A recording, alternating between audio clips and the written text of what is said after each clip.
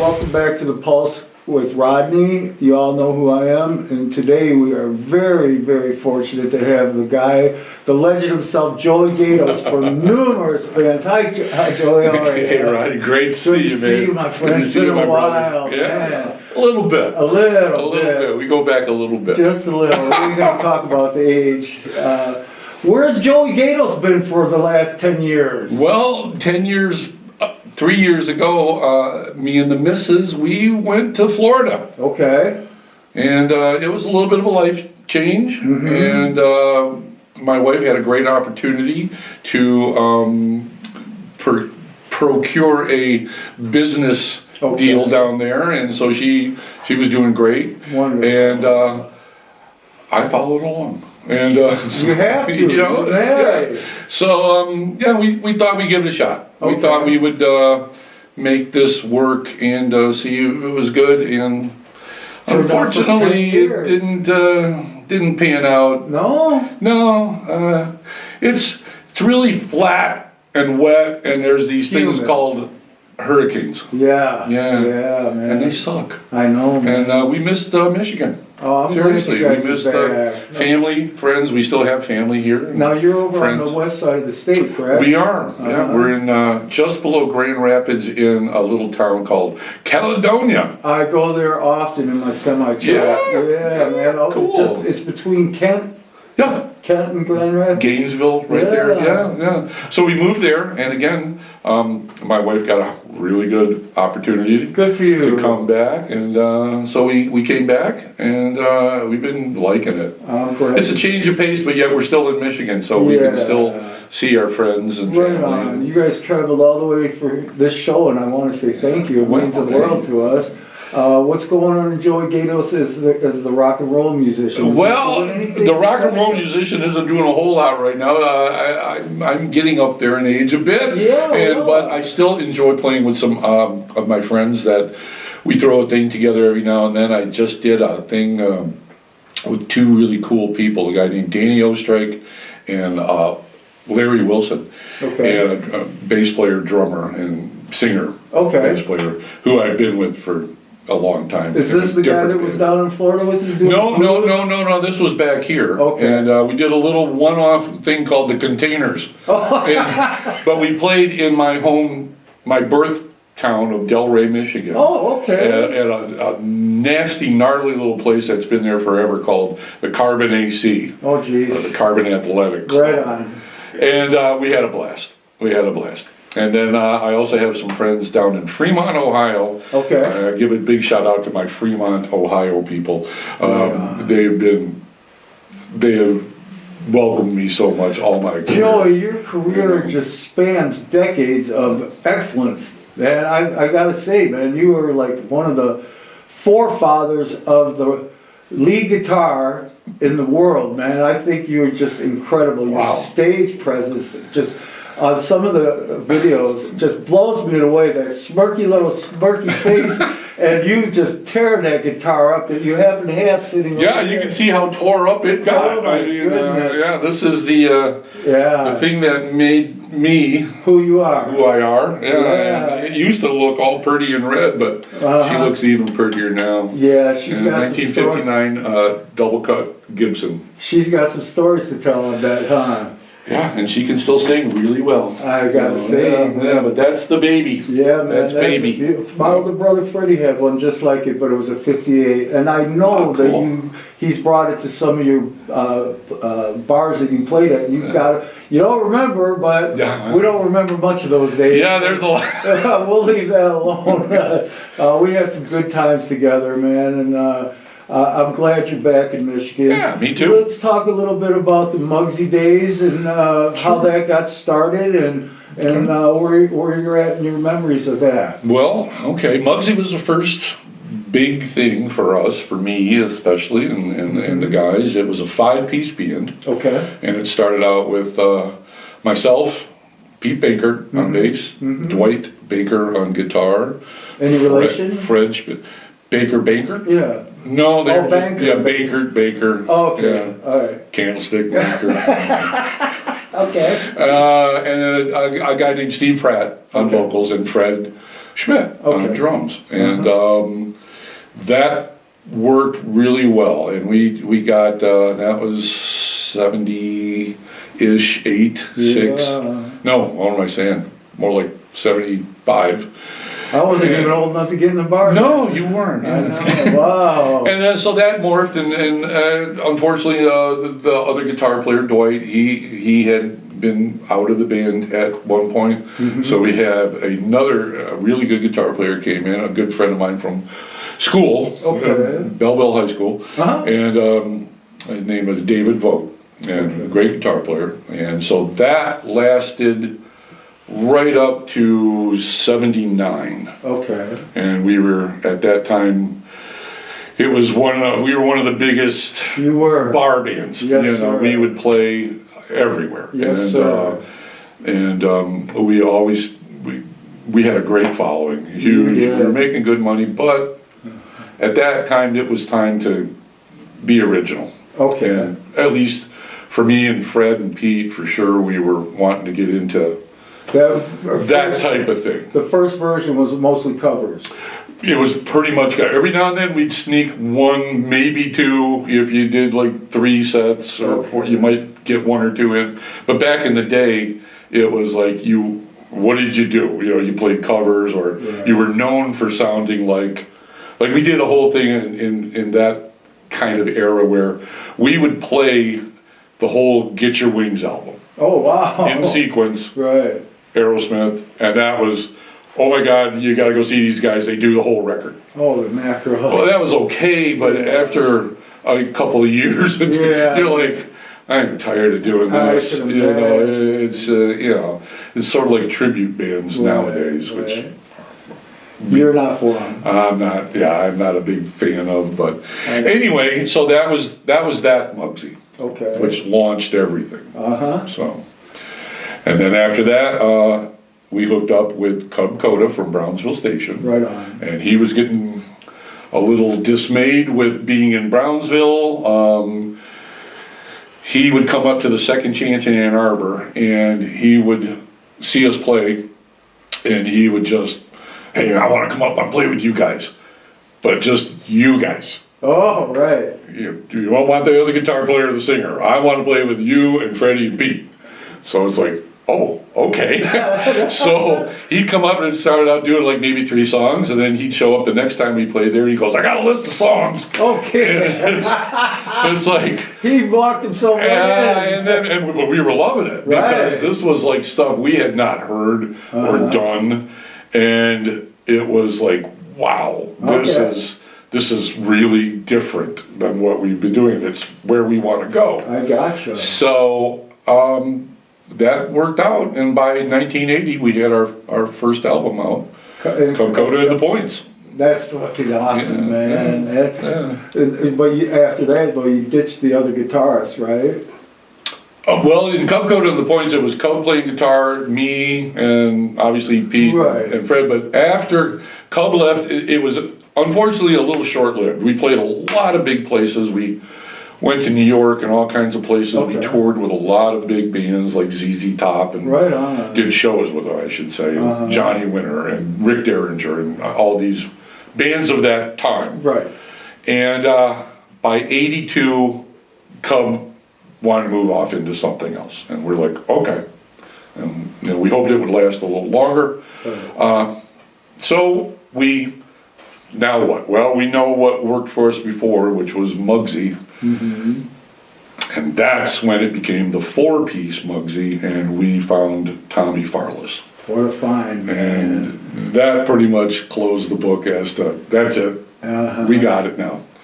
And that was probably one of my all-time favorite bands ever. Yeah, but you've got a resume a mile long. Man. Muggsy was the startup. Yep. And you progressed on. I know you did a thing with a band called Weapons. Yeah, Weapons came a little bit after. The Muggsy thing morphed into Weapons because at the time we were going to be recording our first album. Right. We had a single out with the 5-piece Muggsy called Mama's Callin' long time ago before that, but at this point we had a small label that was interested in us. We had the music recorded. We were going to be putting out a Muggsy album. Wow.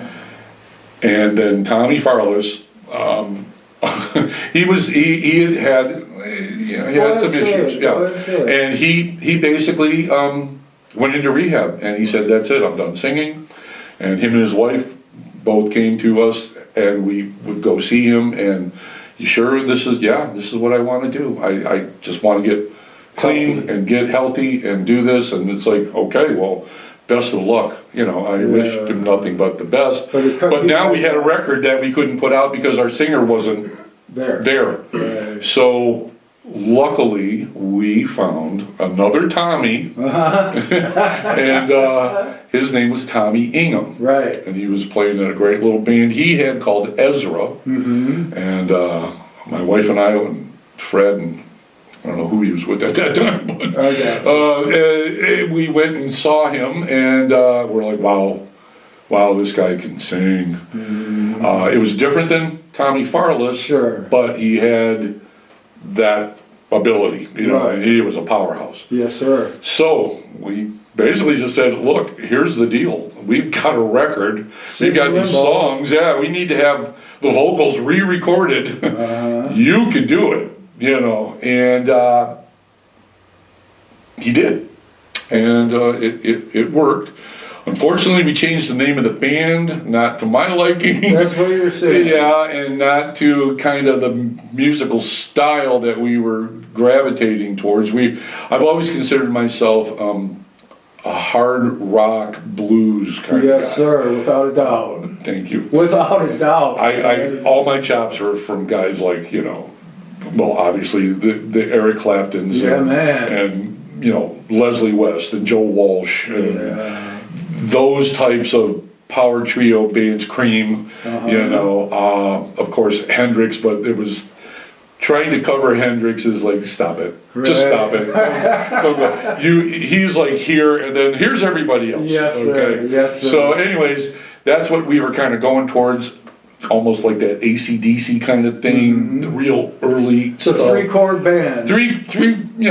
Seriously, 3 guys and a singer, and the name change came along, the music started changing, and then we added another guitar player. Yes. On behest of some of the other guys in the band. Great guitar player, great friend, a guy named Greg Doyle, who passed a little while ago, but COVID, unfortunately. Is that how he passed from COVID? But a sweetheart, one of the sweetest guys I've ever met. Just a sweetheart. I remember. And so if I'm going to work with somebody, I want to work with a guy like that. Okay, so we brought him in, and it was going good. So we got picked up by a label called Samurai Records that was out of London by a guy named Jim White, who was head of Samurai. Smaller label, but they were independent kind of thing. And he was managing Nazareth at that time.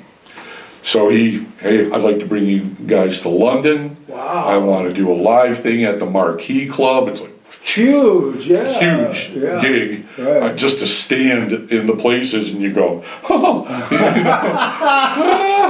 history. Who stood here? So anyway, we did, and we recorded a whole set at the Marquee Club, and we went there as a 5-piece. And we flew back as a 4-piece. That's a funny story. Go ahead, tell it, brother. Well, while we were there was our other guitar player, Greg. He met a wonderful young lady named Lee Aaron, who was considered like the heavy metal queen of Canada. Okay. Because she was Canadian, eh?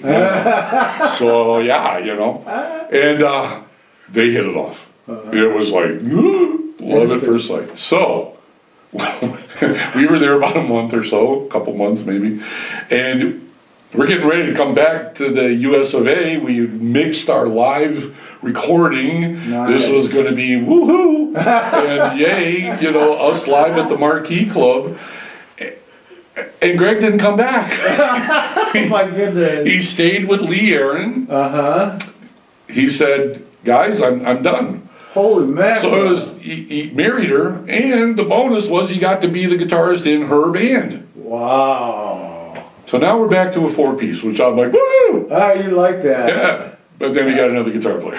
You told me. Go ahead. Yeah, that's all. Do tell. Well, another nice guy at the time, a guy named Jeff Williams, who was recommended by Fred and a couple other people and this and that. And again, unfortunately, he has passed, and it's terrible. Yes. Because he was very talented, yes. and he was more though a shred guy. He could do stuff that I could not do, which was cool because it set us apart style wise. But there was also some friction. Yeah. And again, with two talented guys as talented as you, one wants to like show off sometimes. Yeah, if you want to. I tried not to, I know. And sometimes, you would just do things that were so natural. Like I'd been playing as like even with Cub in the Points, when we would play, Cub played guitar, but it was always, he would just call out my name when we would be playing, Joey, and I did all the solos basically. Right. And it worked. It just worked. Right. And I appreciated him so much, and we learned so much from him about stage presence and being in a big band. And being a rock star. So, trying to be, and then with Jeff was, I forget the name of his band. Scarlet, that's right. Yeah. And so I think at that time they had broken up. Yes. And, okay, well, let's give it a shot. And it just wasn't fitting. It was there was some contentious moments, and it was better for everybody to just go, that's enough. Oh, gotcha. So that's when you were talking about weapons. To get to that, that's when that kind of started. Okay. So I shouldn't say started. It was weapons. Yeah. But that's the end of that, and that was the weapons like whole thing. I understand. Those two guitar players coming in, we did a Didn't mix it, and it was okay. So that was the start and the end of the weapons thing. Yeah. And that's how it was. I just at one point said, I'm done. I'd show up on stage. I'd go. We'd be playing at Harpo's, and Margie and I would get there, and we were supposed to go out at midnight, and I'd get there at 11, and I would. True story. I mean, I'd have a couple shots of tequila before I could even get on stage because I didn't want to be there. I see. And I look over to my left, and there's a keyboard player there. What? And I go, oh my goodness. Who's this? What's this guy doing here? You have no idea. So now I got a guitar player that doesn't like me, and I'm looking. I got a keyboard player. What's your name? Oh my Lord! And we went through 2 different keyboard players. And weapons. They had. Yeah, it was that quick. Holy man! And it would be like, hey, this guy learned all the intros and stuff, and all this stuff, and I'm like.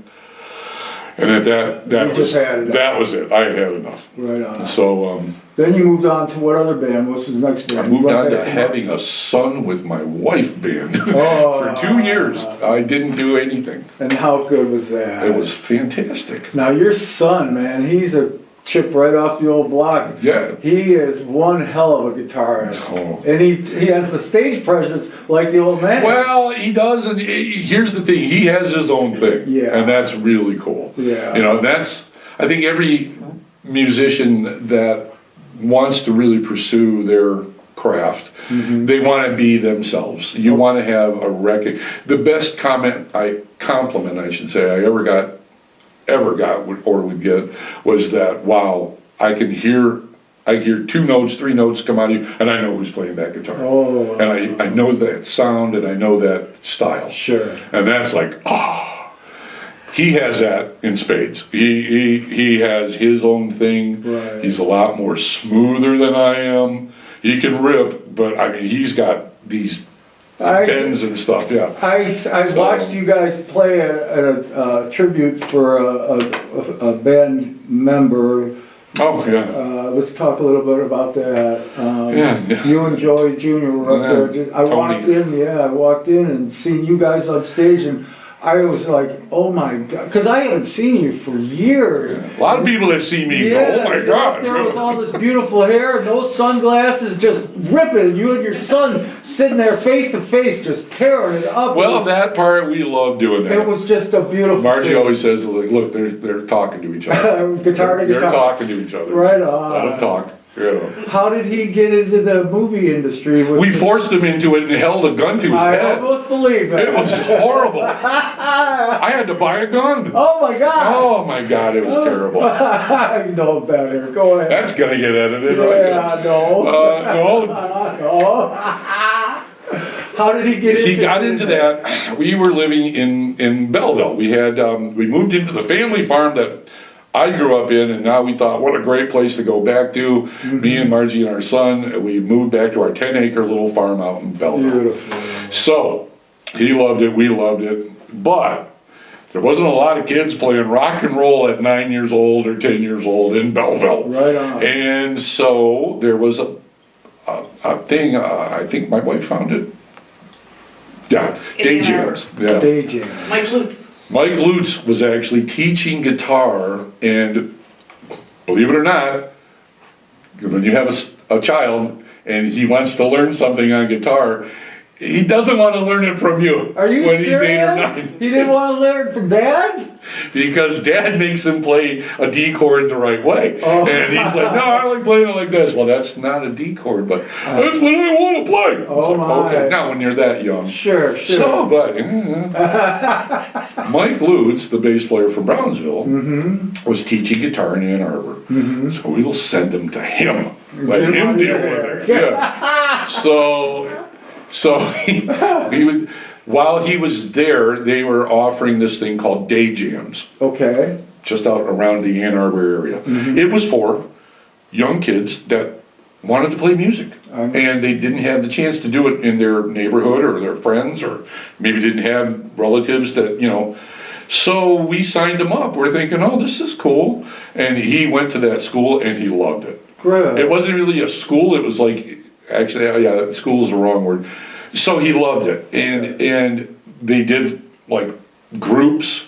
And he was like the head of his group. He was writing like what they want to play and all this, and it was just so cool. So it was like, well, this is great.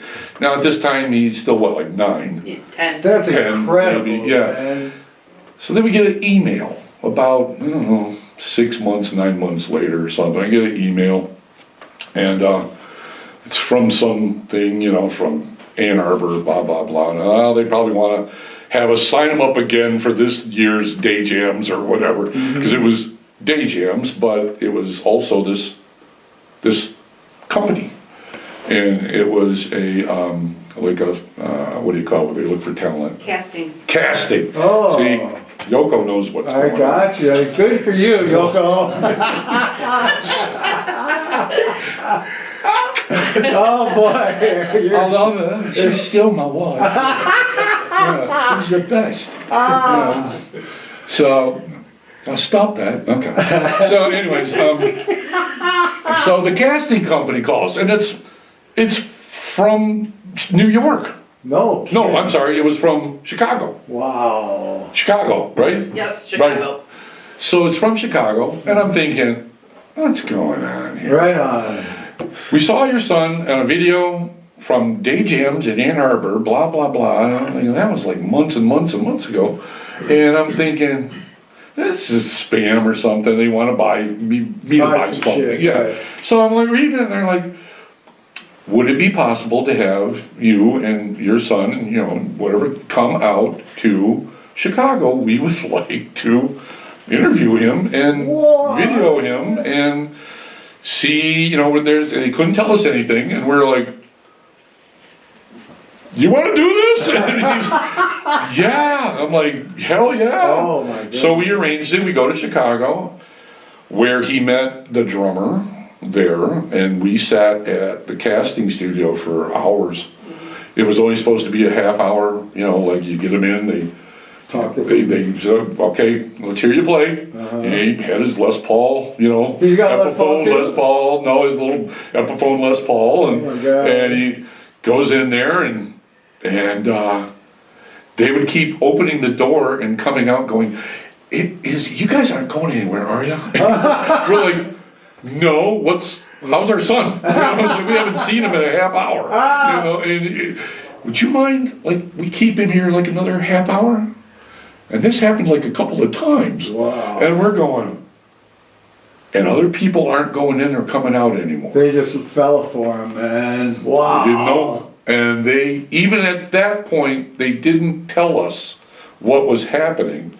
Wow. So him and the drummer were in there jamming Black Sabbath songs and Stones and all kinds of stuff. No kidding. And apparently the casting people are going, we found them. Oh my God. We got 2 of them. Oh my goodness. And here's the crazy thing. The original part for his character in the movie was, his name was supposed to be Yuki, and he was an Asian child. No way. And they go, we got to call the producers and stuff and have them rewrite this. Right on. We know none of this though. Okay. We know none of it.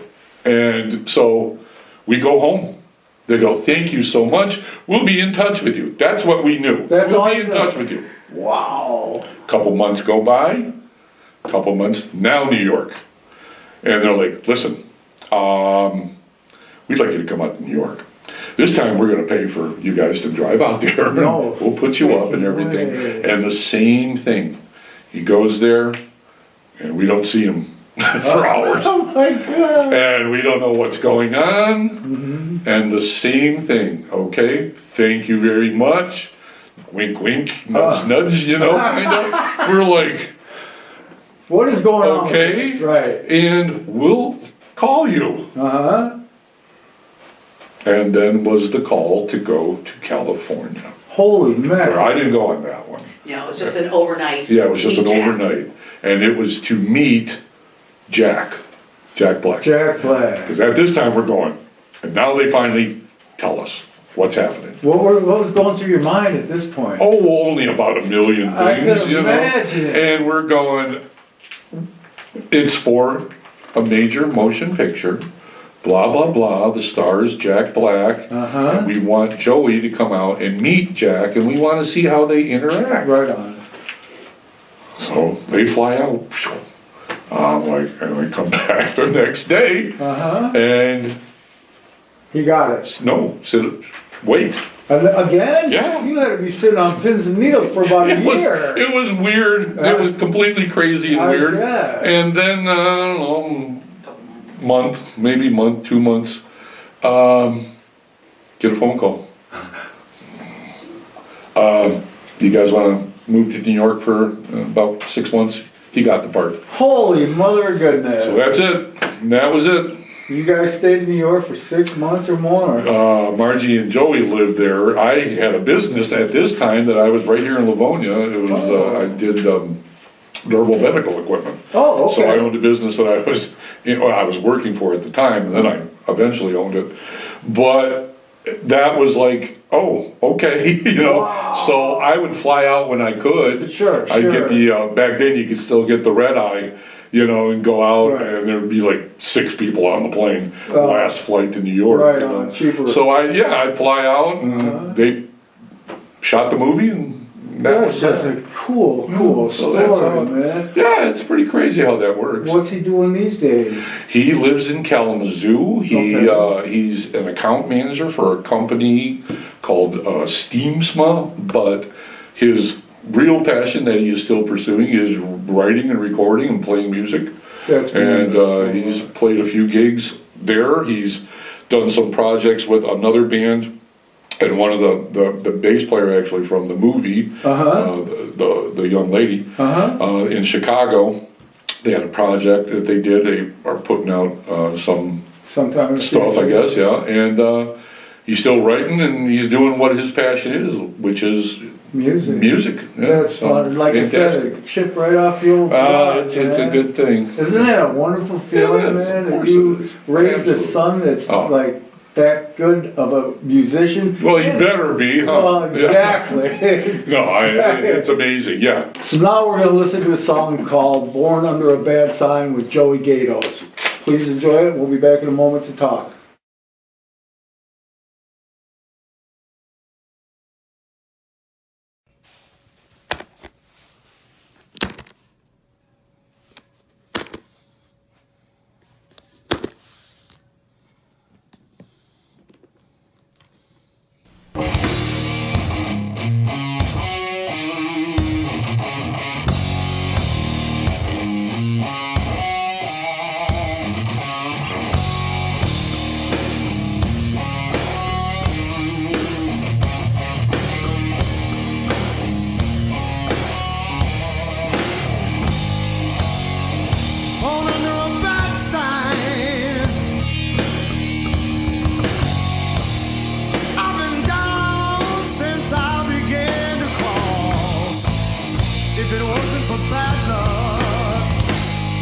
wouldn't have no luck at all.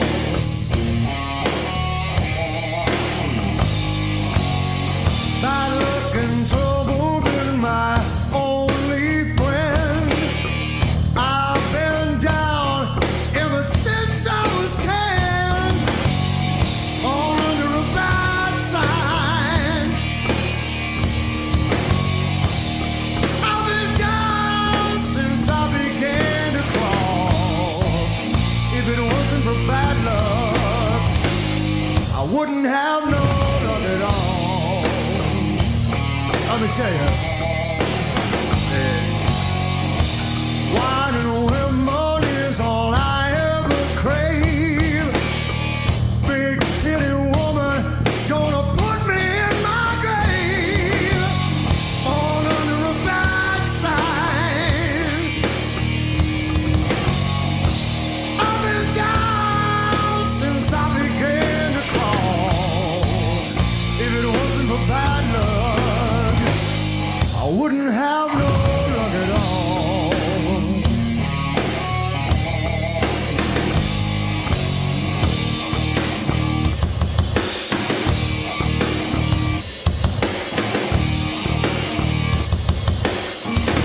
Come on!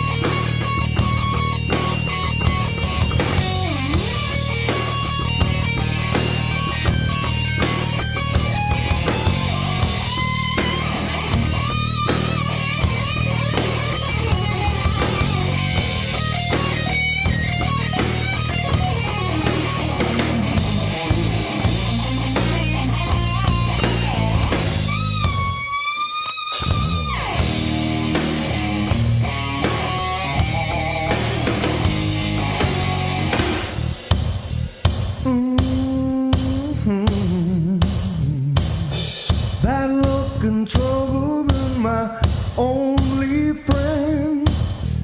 I've been down ever since I was 10, caught under a bad sign. I've been down since I began to crawl. If it wasn't for bad luck, I wouldn't have no luck.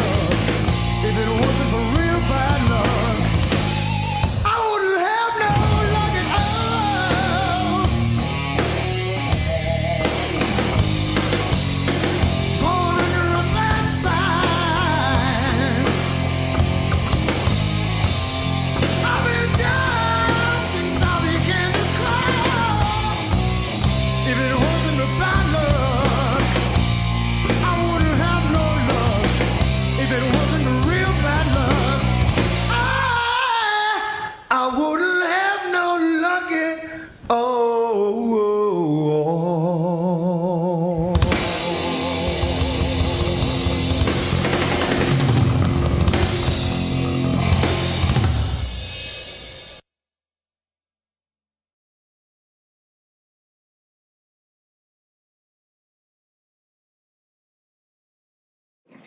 Well, welcome back, and I hope you guys enjoyed the video that Joey provided for us. And we're going to move on a little bit and talk about one of his next ventures, which is that he played with a local rock and roll legend, Rob Tyner. So let's talk a little bit about that, brother. Okay, cool. Right. Well, how that got hooked up was I was coming off of the weapons thing, and like I said, we were having a child and all this, and I took some time off for music, Right. and I was writing songs, and I was preparing for the As You Are thing that we were talking about. Yeah.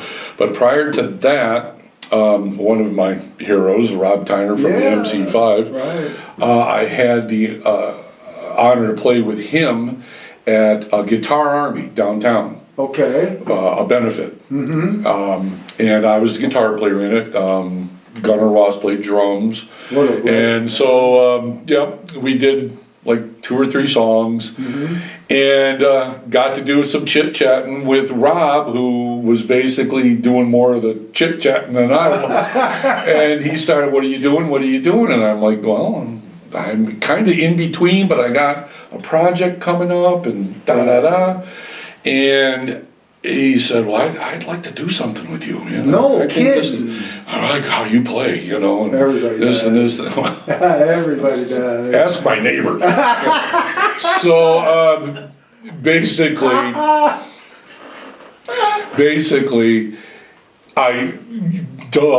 it's like course. Rob Tyner. Yeah. I'm in. And again, sweetheart guy. So I go to do an audition thing with him, and believe it or not, that guitar helped seal the deal, because I wasn't playing that guitar when I did the Guitar Army thing with him downtown it was at the Fox, I think. I was playing like a big old pointy Wangadoo Oh, what about Flying V? Kramer. Nah, it's just one of them, like, oh, this is what everybody plays. You know? You're so Oh talented. boy, Stage presence, brother. Stage presence. That's right. Couldn't do the flips. I poked myself Oh, with it. It was all God. pointy and shit. I sold a Charvel Jackson to Jeff Williams. There I you won go. it on the radio. You did. I did. I was from Doug Podell. I was literally. There you go. Well, it was a legitimate radio giveaway, and he put my name into the mix. Yeah. And I'm driving down Heinz Drive, and my then girlfriend says, "Hey, turn on the radio." So I turned on WRF, and then, congratulations to Rockin' Rodney Lavoni. He just won a Charvel Jackson's autographed by Dee Snider, Don Dockin. Awesome. And so I went down there and picked it up, and Don Dockin was such a dick. Dee Snider was the coolest guy. He gave me a nuggie on my head, and Don Dockin was just an asshole. Well, there's many of them out there. Yes, but how was it playing with Rob, though? Well, it was fantastic. Did you guys hook up, like, become friends? Well, I go to the audition, and like I said, I'm getting because I was playing that pointy guitar when I did the thing with him, so I brought that, but I brought this. Right on. And he goes, oh, what's that? Oh, he's like Charlie Block looking at a guitar. Yeah. Drooling at the mouth. And I said, that's my baby. And he goes, you're going to play that, aren't you? I went, yes, I am. God. Yes, I am going to play that. And I knew right then when he said, you're going to play that, and I'm like, You're in. okay. You guys just clicked through. So it was wonderful. We got to we recorded at the schoolhouse with Pete Baker. Yeah. And Pete and I, and at that time when we were recording, Fred was in the band because we recruited him to do that because it was after the Weapons I thing. understand. And he was still doing stuff in town Right. So it was like, okay, so we did that, and the recording went real well. And he just became one of those kind of guys that he would just come over to the house. Just And hang out. yeah, he'd call me up and go, what are you doing? I'm hanging out. He goes, I want to come by. I go, okay, come by. And Rob was a true rock and roll legend guy. He walked the walk. Yes, he did. He would show up in his boots with the black leather jacket on a summer afternoon with the black t-shirt and the finger glove, thing and all that. And we would go down to, Arby's. Seriously, he was not pretentious. He was the sweetest man, one of the sweetest guys I ever met, and That's wonderful. incredible songwriter. Of course, I mean, in my early days, there were bands like the Five and the Stooges and all those kind of bands that I just, oh my God, the Couldn't power. get enough. Couldn't get enough. It was that certain song. When I heard that, that also changed my psyche of how I approached the guitar, because I'm like, these guys are playing hard. Oh my God. This is a whole different kind of thing, So you picked up some of your stage presence from that? Well, again, it was just like with working with Cub, working with Rob, was when when you're on stage with a true professional and a true musician, right? And you don't have to work too hard. You just look over and he looks at you, or you know what's coming down the pike. Yeah, you can talk to any real guys that have done that, meshed with, and it wasn't hard. Okay. And of course, you always learn little things, and we just had such a good time. Right. And then Fred had quit the band, and we got Joey Klein to play live, which was really good. And, good decision. Yeah, great decision. And so we did, the CD came out, and we did some videos at Harpo's and this and that, and we played quite a few gigs. On this next band that you played in, The Replacement, or what is it called? The Respectables. The Respectables, yeah. Real did good. You get some of your music on a TV show? Yeah. Well, it was a pop band, which was kind of difficult for some people to swallow because Joey Gaydos played pop. I'll never forget the Ohio guys, my Fremont clan, which I love dearly, and I send them, like here's my new record. Tell me what you think. It's tumbleweeds, right? And then I talked to like my buddy RC, and who's like a dear friend and great musician, and he'd go, "Well, brother, it was good." Sugarcoated. It was, and it was different. Okay. Because it was very pop oriented, but we pulled it off. I love doing that. I love that kind of stuff. I mean, the music I like to listen to. If people really knew, me and the wife will sit around and have a couple glasses of wine, and I'm putting on, oldies from the Nuggets, because I love all kinds of music. I would get turning into like a country song guy. I love this stuff, man. My mom used to be able to sing Patsy Cline like nobody's. There you go. And I just love that stuff. I listen to it all night before I go to bed, man. You know what I always would say? Good music is good music. That's right. If you don't care for something, that doesn't mean that it's bad. Right. It's not moving your soul. Right. It's not getting inside of you. Sure. But when you hear something, I mean, like there are country bands that I heard, I flipped over. Amazing. Like the Derailers and Dwight Yoakam and the earlier Johnny Cash stuff and things like that. But so anyways, the Respectables, it was cool, and it was very good. It was Nick Punty, who was the singer-songwriter, writes these incredible pop lyrics and pop hook songs. Worked with Don Deniston, who was the drummer, again, another great drummer, unfortunately passed away not too long ago. And I actually, on the first real Respectables record, the second one, I should say, I played bass. You played and guitar. You're kidding me. Yeah, and I wish I wouldn't have played bass, but I did the best I could. I'm a lead guitar I'll stay with what we stay hang on the root. Wow. And then we got, for the later part of that, we knew we needed a bass player to play live, and then this guy Danny Ostrike, who's incredible bass player. He works a lot with Derek St. Holmes. Yeah, I see him a lot around. Yep, and he's a great singer. He did the Containers gig with me, and he's another sweetheart guy. There's a guy that plays when Derek comes to town, Randy Peebler. Yeah, he's a fantastic stage guy. That guy's got such strong stage presence, and we got him playing at our party in June. Nice. Him and his band Glocksmith. Yeah. But you did a little. So that was a Respectables thing, and it was cool for what it was while it lasted. I still enjoy it. To me, it was one of my favorite things that I've done because I got to open up and really expand a little bit, stretch out. Stretch your legs. Yeah. And did you play with the Rockets for a little while? I did. And let's talk about it, because there was a song called "Desire." Remember that one? Yeah. That was my song to my girlfriend when I was in junior high. My then girlfriend. Oh my goodness. Yeah. It was her singing about you, right? No, it was me singing. I was puppy loving love, man. But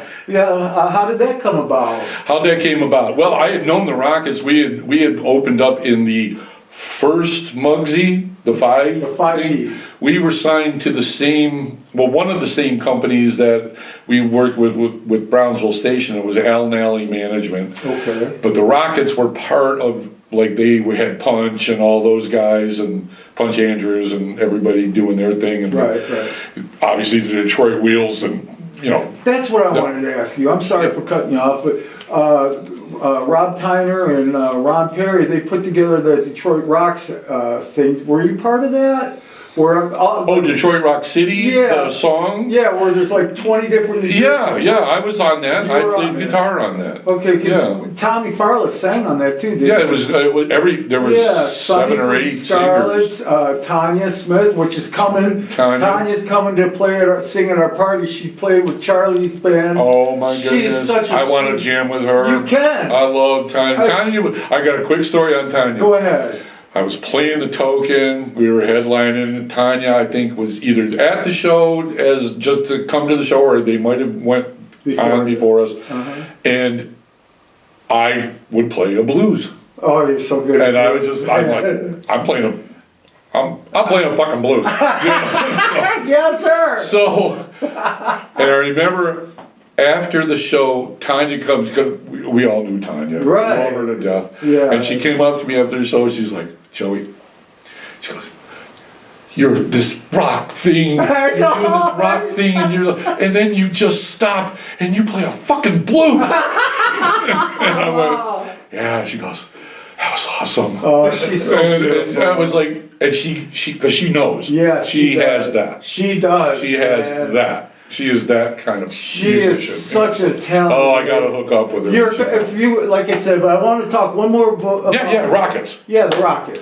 So the Rockets, I knew all the guys from the Rockets way back when, and we would open up for them guys like every other couple months somewhere. Right. Whether it was Pontiac or wherever, Yak Arena, blah, blah, blah. So later on. So things at this point in time is just when, at this point, the wife and I are thinking maybe we're going to move. We're going to go to Florida, and we do. And we're getting ready, and we're packing up and everything.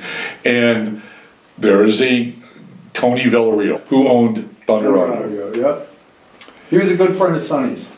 Calls me up, and I'm like, hey. He goes, I want you in the Rockets. You're kidding me. And I was literally at this job I was doing that I hated, in Ann Arbor. And I go, I'm moving to Florida in a month. Right. And he goes, don't tell anybody. He goes, he always loved my guitar playing. Right. And he goes, you are the guy that can replace McCarty, because McCarty said, that's it. Him and the Bee were having a huge hissy fit. Right. So McCarty said, I'm out. Okay, great. But they had this big shows coming up. So I'm like, I would love to. Wow. And he goes, here's what we're going to do. You go ahead and do your move, and we'll work it out. We'll get you back and forth. Right. And, sometimes if the shows were more like in a few after each other, I just drive down and I would stay at my brother's house in Dearborn. Sure. So that's how that came about, and it was fantastic. The singer, Jim Edwards. Yeah. Unbelievable singer. Yeah. And such a great guy.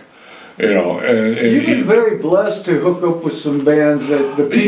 Yeah, it was cool. Unfortunately, it went as soon as it came, because we did about a year, and we played everywhere. Right. And we were playing headlining, we were playing opening up for, who did we open up for? A whole bunch of people. We played the downtown Detroit thing, on the riverfront thing, and then we opened with up to and the lead singer from the Babies. Oh, geez. John Waite. John Waite, right. the lead singer from the Babies, John Waite. Yeah.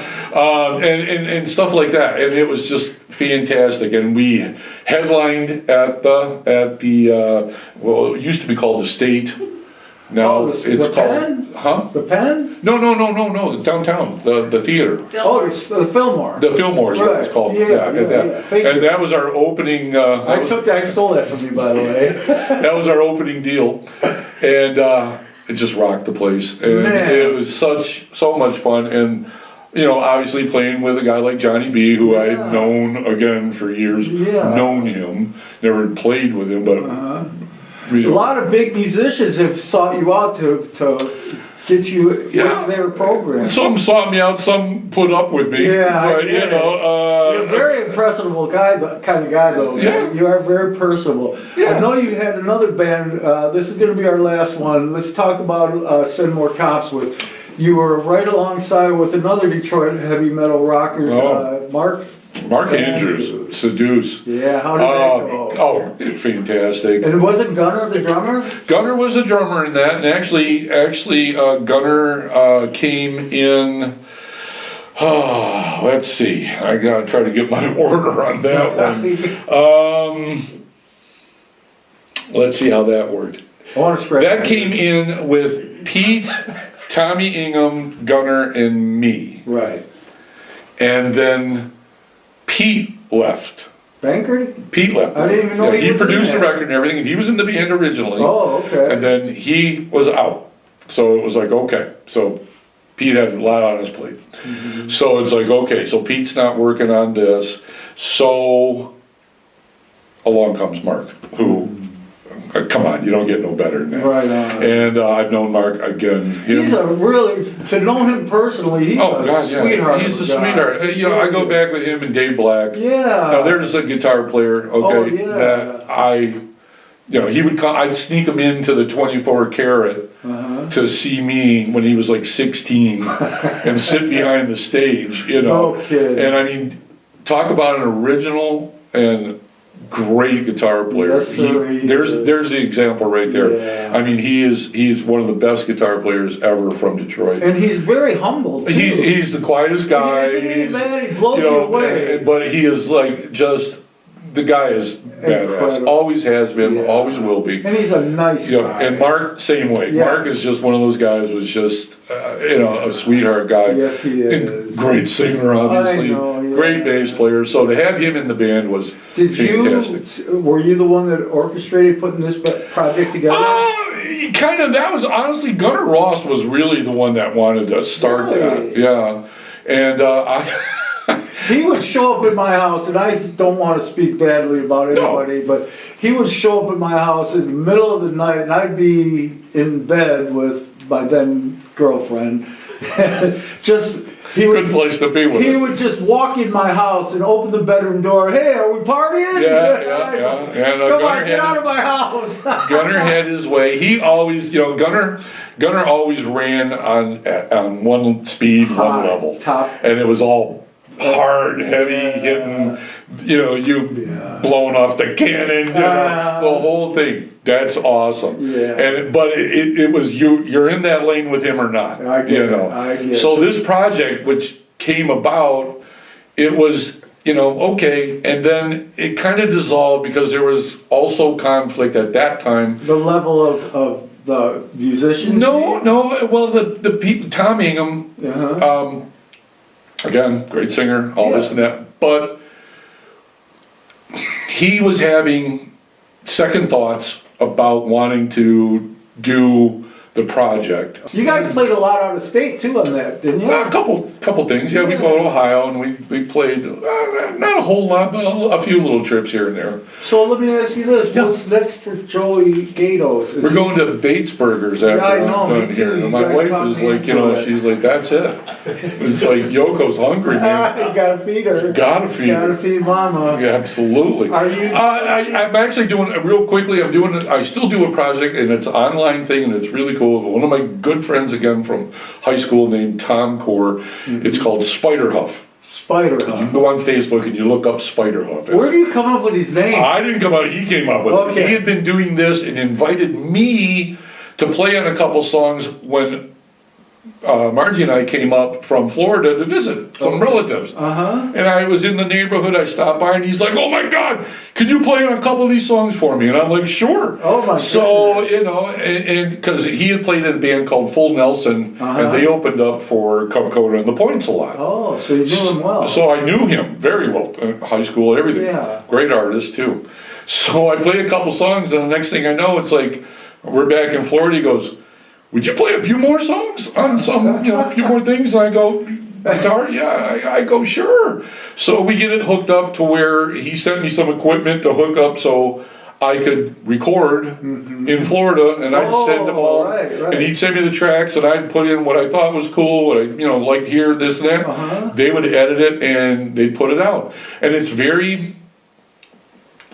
it's like moody kind of thing sometimes. Sometimes it's very like esoteric. It's really you gotta like it or you don't like it. If you like it, you like it. If you don't, I get it. You know. You got a but it's blues, cool. You It's got really a blues cool. streak in you that's just amazing. You played with a guy when you were in Florida. Just I seen you just making a home video. You and him standing in the living Yeah, that was my buddy Rick Beisch that Oh my that God. also moved to Florida. Who, Yeah. again, great singer, great guitar player. You guys like We were in a band, the Chance Band, for a while, and then he moved right after we moved to Florida, like literally months. They came down. So, hey, great opportunity. Me and my best friend. Yeah, but hook you're up pretty and- picky. You're pretty picky on who you decide to play with. And Well, damn right. He had to wash my dishes and mow the lawn. these guys that you've mentioned, man, they're legends in their own mind. And for you, I mean, seriously, man, like the Rockets, you know, and things Well, like that. I mean, you don't take kindly to like play with. Well, I somebody don't that's not- suffer. I don't suffer fools. No, and I've always right. that's been my mantra for years. But I will play with just about anybody if it's Yeah. cool and it's fun, and I will do something that some people would go, "Wow, you played on that?" I go, "Yeah, Wow, yeah," because see. I could see like the Spider Huff stuff. Yeah. People go, "Well, it's a little different for me." I go, "Yeah, but a lot of it I really loved, See. and the stuff that didn't fit for me, Uh-huh. I wasn't on it, I and that understand. was awesome because." Yeah.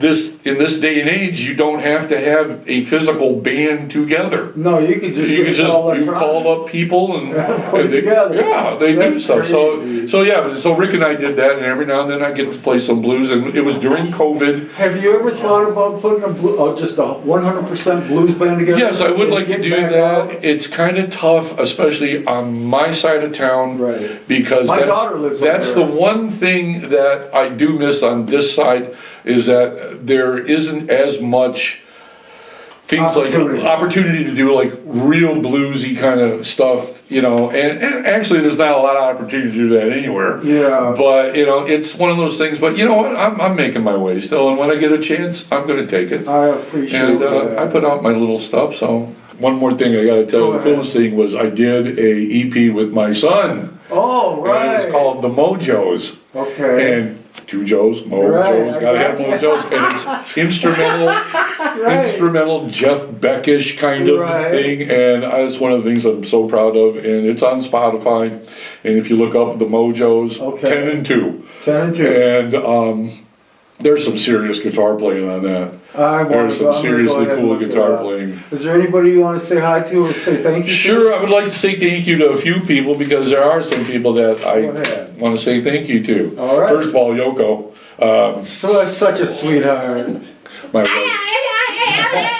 My wife. Can we get her on camera? Yeah, real come quick? over here, sweetheart. Come over here, say hi. Please, I mean, she's too pretty. You to, can, She's come way on. too pretty to be She's sitting in the gorgeous. shadows. She's got it I mean, going on. but this Look at is, the size of that rock, my goodness. That's right. She's worth every rock on there. Hi, This sweetheart. is the love of my life, obviously. You guys are so blessed to be you know. together this long. Thank you, sweetheart. you. But Good to see you. yeah. Thank you so much. I want to for say putting thanks this to together. some of the people, like my wife. Yeah. That I'm going back. okay, Okay. don't fall.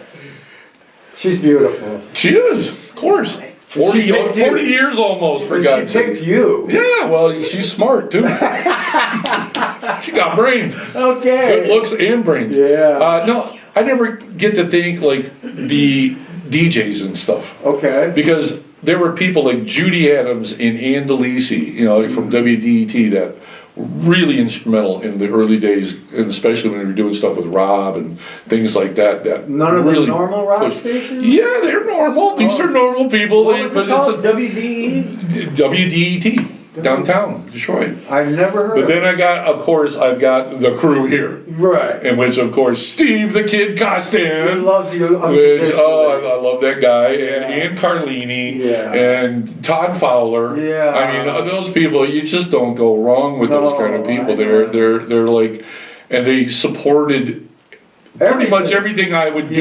Yeah. Never had anything bad about stuff, and they were honest. I hope, you know, Sure, and sure. and good. John O'Leary, you know, Yeah, God unfortunately rest his he's soul, gone. yeah. Yeah, and basically, you know, friends and family. Half of that crew you just mentioned used to be a staple at the party house at my house in Livonia. Along with about 50 others, but sure. No, but it was so nice. I mean, I Yeah. love Annie, and Of course. I've had a few on the show, and Steve's coming to the party to play it, but we got to wrap it up. It was a pleasure, Joey. Always, And totally Margie, appreciate thank you it. for bringing this big love down here, man. What an inspiration to younger rock people, man. I hope they can take something from your playing and make it their own and put their flavor on it and become some of Be what themselves. you have become and be themselves. Be themselves. That's all you All got. right. And I want to say thank you to Pod Pulse Media for sponsoring our show, and stay tuned for the next show up and coming. Thank you, and we are out.